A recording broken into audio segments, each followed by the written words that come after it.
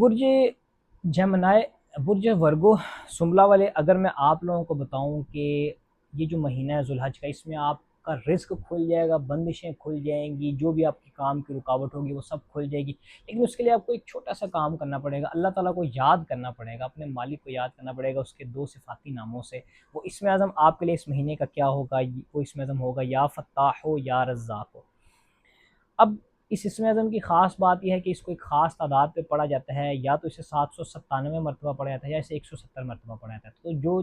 آپ کی جتنی بڑی مشکل ہے پریشانی ہے اس کے مطابق آپ زیادہ تعداد میں پڑھ سکتے ہیں، کہ اگر آپ کی پریشانی کم ہے تو اسے آپ 170 مرتبہ بھی پڑھ سکتے ہیں، اور اگر آپ چاہتے ہیں کہ اللہ تعالیٰ کی خاص رحمت آپ کے اوپر ہو، نازل ہو، تو کوشش کریں کہ ہر مہینے میں جتنے بھی ہفتے ہیں اس دن اس کو 797 مرتبہ پڑھیں، اور کالے تلوں کا یا کالی چیز کا کسی کا صدقہ کریں، اس نیت سے کہ اللہ تعالیٰ آپ کی تمام پریشانیاں، رکاوٹیں اور بندشوں کو دور کرے۔ اللہ حافظ۔